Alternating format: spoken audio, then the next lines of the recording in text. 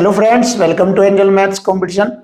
Friends, आज की video start करेंगे राकेश यादव सर की books SSC mathematics 9700 plus question. तो इस बुक के क्वेश्चनों को हम वन बाय वन कराएंगे और आज की वीडियो स्टार्ट करेंगे एक नए चैप्टर से जिसका नाम है ज्योमेट्री अर्थात ज्यामिति। तो ज्यामिति चैप्टर को स्टार्ट करने से पहले हम ज्यामिति चैप्टर के सभी कॉन्सेप्ट और हर छोटे से छोटे कॉन्सेप्ट को और बड़े से बड़े कॉन्सेप्ट को सिखाएंगे। सबसे पहले हम आपके सामने हर कॉन्सेप्ट को रखेंगे और उसके बाद ही हमारी एक्सरसाइज के सभी क्वेश्चन स्टार्ट होंगे। तो आइए देखते हैं हम ज्योमेट्री के छोटे से छोटे और बड़े से बड़े सभी कॉन्सेप्ट को सीखेंगे। तो देखिए, यहाँ पर आपके सामने मैंने एक छोटा सा पॉइंट लिया है, पॉइंट जिसको बोलते हैं बिंदु। तो बिंदु के बारे में सबसे पहले हम जानेंगे कि बिंदु होता क्या है, बिंदु किसे कहते हैं। तो देखो, बिंदु एक लोकेशन को दर्शाता है अर्थात लोकेशन को बताता है। देखो, बिंदु एक लोकेशन को बताता है। जैसे मैं कह दूं आपको कि आपको ए पॉइंट पर जाना है, ए पॉइंट पर जाना है, तो यह बिंदु कहलाता है। आपको बी पॉइंट पर जाना है, आपको सी पॉइंट पर जाना है, तो ऐसी कंडीशन या ऐसा लोकेशन बिंदु कहलाता है।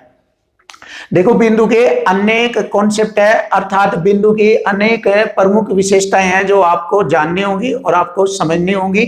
जैसे कि मैंने आपके सामने रखी है ये कि बिंदु वह है जो किसी लोकेशन को बताता है। बिंदु किसी लोकेशन को बताता है, या आप ऐसे भी कह सकते हैं पॉइंट हैज नो रेडियस।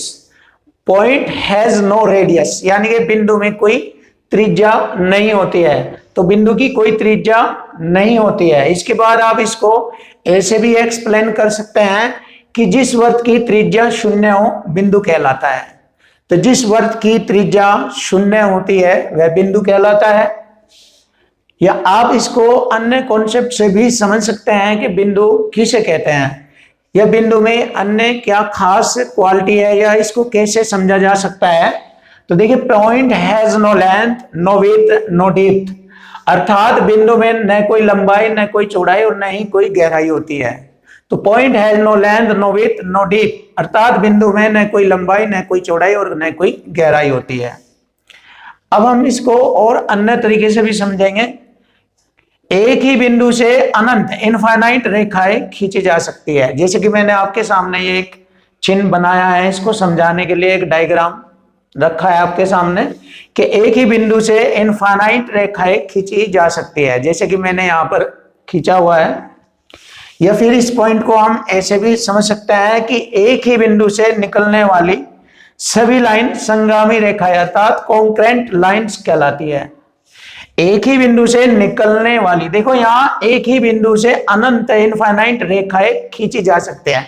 यहां पर मैंने बताया कि रेखाएं खींची जा सकती है और यहां पर लिखा है कि एक ही बिंदु से निकलने वाली सभी लाइंस संगामी अर्थात कॉन्करेंट लाइन कहलाती है। जैसे कि यहां पर आपके सामने डायग्राम बना हुआ है कि एक ही बिंदु से निकलने वाली लाइंस, जैसे यहां पर ये PQ lines, RS line, LM line, AB lines etcetera, ये सभी एक ही बिंदु से जब निकलती है या गुजरती है तो उन सभी लाइनों को संगामी रेखाएं अर्थात कॉन्करेंट लाइन्स कहते हैं। संरेख बिंदु। अब देखिए, नया पॉइंट आपके सामने है, संरेख बिंदु, कोलिनियर पॉइंट, जिसको इंग्लिश में कोलिनियर पॉइंट कहते हैं। यह संरेख बिंदु होता है कि तीन या तीन से अधिक बिंदु जो एक ही सीधी रेखा पर स्थित हो, तीन या तीन से अधिक बिंदु जो एक ही सीधी रेखा पर स्थित हो, संरेख बिंदु यानी कोलिनियर पॉइंट्स कहलाते हैं। देखो, कोलिनियर पॉइंट्स बहुत इजी कॉन्सेप्ट है। इसमें यह बताया जाता है कि तीन या तीन से अधिक बिंदु जो एक ही सीधी रेखा में होते हैं उन्हें हम संरेख बिंदु कहते हैं। और इस प्रकार का डायग्राम यहाँ पर आपके सामने है। ये तीन या तीन से अधिक बिंदु ABC जो एक ही सीधी रेखा पर स्थित है, तो इस कंडीशन को हम कहते हैं बिंदुओं की संरेख स्थिति।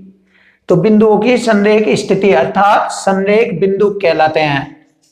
अब इसके अकॉर्डिंग हम देखते हैं असंरेख बिंदु। तो असंरेख बिंदु जस्ट इसका अपोजिट होता है, उल्टा होता है। असंरेख बिंदु नॉन कोलिनियर पॉइंट्स, जो बिंदु एक ही सीधी रेखा पर स्थित ना हो, अर्थात जो बिंदु सीधी रेखा पर स्थित ना हो, असंरेख बिंदु कहलाते हैं। जैसे कि डायग्राम में बताया गया है, ए बी सी ये एक ही सीधी रेखा पर स्थित नहीं है, तो ऐसे बिंदुओं को हम बोलते हैं ए बी सी को असंरेख बिंदु या नॉन कोलिनियर पॉइंट्स कहते हैं। तो देखिए आपको मैंने 2 पॉइंट बताए, संरेख बिंदु कोलिनियर पॉइंट्स और असंरेख बिंदु नॉन कोलिनियर पॉइंट्स। दोनों की कंडीशन और सिचुएशन अलग अलग आपके सामने आ चुकी है। अब हम नेक्स्ट कॉन्सेप्ट देखते हैं। इसमें एक बहुत ही इंपॉर्टेंट नोट्स लिखा है आपके सामने कि 2 बिंदु सदा संरेख होते हैं। अब 2 बिंदु तो सदा संरेख ही होंगे, संरेख का मतलब एक ही सीधी रेखा में होंगे।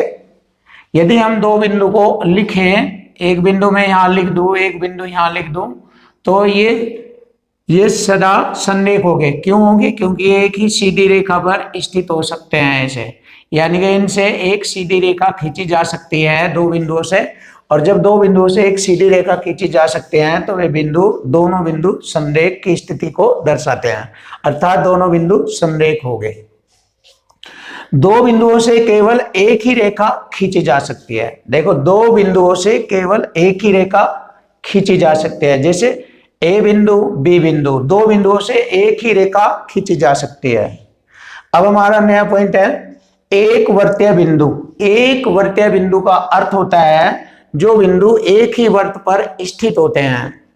एक वर्तीय बिंदु कौन साइक्लिक पॉइंट, कौन साइक्लिक पॉइंट, 4 या 4 से अधिक बिंदुएं एक कौन साइक्लिक कहलाते हैं, यानी 4 या 4 से अधिक बिंदुएं एक वर्तीय कहलाते हैं। 4 या 4 से अधिक बिंदुओं को हम एक वर्तीय बिंदु कहते हैं यदि इनसे एक ही वृत्त गुजरे। जैसे आपके सामने ये एक वृत्त बनाया और इस पर 4 या 4 से अधिक बिंदु गुजार दिए ए बी सी डी, तो इन सभी बिंदुओं को ए बी सी डी को एक वर्तीय बिंदु कहते हैं।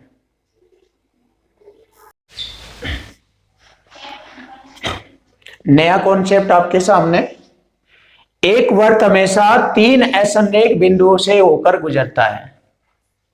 देखो एक वृत्त हमेशा 3 असंरेख बिंदुओं से होकर गुजरता है। जैसे कि मैंने आपको बताया था कि असंरेख बिंदु जो एक ही सीधी रेखा में ना हो, अर्थात तीनों बिंदु एक ही सीध में ना हो, उनको हम बोलते हैं असंरेख बिंदु। तो इस प्रकार के तीनों बिंदुओं से हमेशा एक वृत्त गुजरता है। जैसे कि यहाँ पर एक डायग्राम बना हुआ है, 3 बिंदु जो असंरेख की स्थिति में है ए बी सी, तो इनसे हमेशा एक वृत्त होकर गुजरता है। तो ए बी सी असंरेख बिंदु है। अब हमारे सामने नया पॉइंट समतलीय बिंदु, जिसको बोलता है कोप्लानर पॉइंट्स, यानी कि समतलीय बिंदु को हम कोप्लानर पॉइंट कहते हैं। कोप्लानर पॉइंट अर्थात प्लेन पॉइंट, एक ही तल में स्थित बिंदुओं को समतलीय बिंदु कहते हैं। जो एक ही तल में स्थित है, जितने भी स्थित बिंदु होंगे एक ही तल में, उन सभी बिंदुओं को हम कोप्लानर पॉइंट्स कहते हैं, अर्थात समतलीय बिंदु कहते हैं।